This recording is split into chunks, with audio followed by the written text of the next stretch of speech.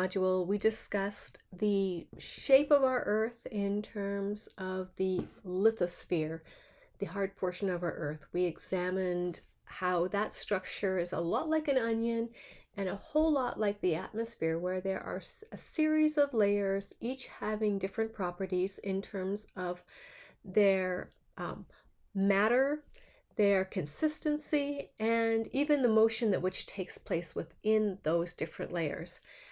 We now take that function and that structure and we talk about the internal processes that create the characteristics on the surface of the Earth. And with that, those start with the understanding of what plate tectonics is. And the theory of plate tectonics is relatively new. It's about 50 years old, but it's born upon the context of continental drift theory by Alfred Wegener. Now, that theory that Wegener put together came out of base observation, which was not always necessarily new. A lot of people recognize that things fit together, but he took it a step further and he documented that material and he showed how those things actually do in fact fit together. It wasn't just a passive observation that he was recognizing. So it was the nature of the shapes of the continents that he examined first, and with that, the stratigraphy of what was going on in those coastlines. Now, stratigraphy is the layers of the rocks that take place within a particular location. We talked about the law of superposition with the last unit, where the lower layers of sedimentary rock are older, and as you move up through the column of rocks, that the rock structure and the layers become younger. So that's what I'm referring to when I talk about stratigraphy. We can match individual rock layers to be identical in space and time based on their characteristics, and that will on those coastlines, and that will tell us when those two continents were together, they fit together, and when the characteristics of the younger layers start to become more and more different, there is more space between the continents as they move apart from each other, and we can date that and then determine when those continents started to move and at what rate they started to move apart from each other. So those two characteristics, the shape of the continents and their stratigraphy together, were documented by Alfred Wegener with continental drift theory.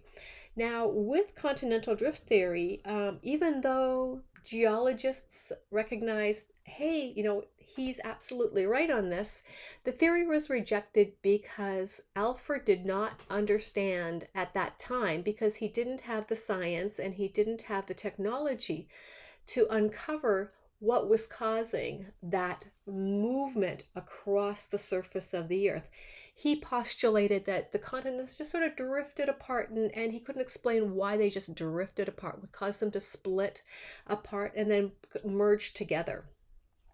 However, it ended up doing what good science does, and it caused a lot of questions to be postulated, and it caused a lot of discussion and arguments with what could this be that's creating the observed characteristics that Alfred documented.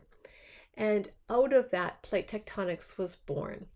And it was not necessarily the original continent and continental landmass, but one of the very oldest landmasses, which was the supercontinent of Pangea, that we were able to then reconstruct a large, massive continental landscape that is pretty accurate in shape, size, and location, from which we could see how that's spreading in the new configuration of the continents as we know them today across the surface of the Earth exist through those stratigraphic records.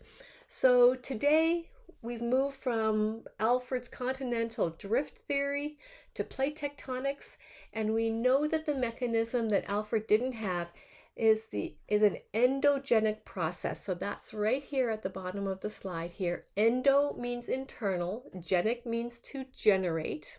So it's an internally generated process, and that internally generated process is those convection currents that we talked about when we were talking about the asthenosphere in that last slide set. So here's Pangea, or what it is now mapped out to have looked like 225 million years ago. Now I want to underpin that this was not the original configuration of the continents on the planet. Remember, our planet is 4.5 billion years old, and land masses started to emerge long before Pangea started to configure into the shape that you're seeing at the top here. So with Pangea, the artist has drawn it so you can see the boundary between Africa and North America and Europe, and consequently South America, as well as Antarctica, India, and Australia. So here's our major contemporary continents, and we're just showing these boundaries with where the oceans are going to start to emerge. At this point, all of these continents were in fact locked together as one unit, and where the blue lies is going to be the emergence of new ocean masses. So out of that 135 million years ago, we start to see splitting, and we see with seafloor spreading, North America splits from Africa at a later point. South America is going to split from Africa. We rotate around. India starts to move off of what used to sit right here next to Pangea. Europe and North America are still together. Now I want to underpin something that's really kind of neat. Across this landscape, so I'm coming way back up here, is a mountain chain, and we know this mountain chain as the Appalachians, but the Appalachians as a proto mountain range stretched from Eurasia across Europe, across North America, tipping into Africa, and then terminating out here. So it was an incredibly large mountain chain, and that's part of the stratigraphic layers that we know. We know that the layers of the rocks that are emergent in the mountain ranges, the Atlas Mountains in Africa, are patterned similarly to what we've got here in North America, and likewise the northern part of the Appalachians, which extend into Canada, are similar to what we get in the North countries, and what is right here, which is going to become Spain, with the northern part of the Appalachians. So pretty neat stuff.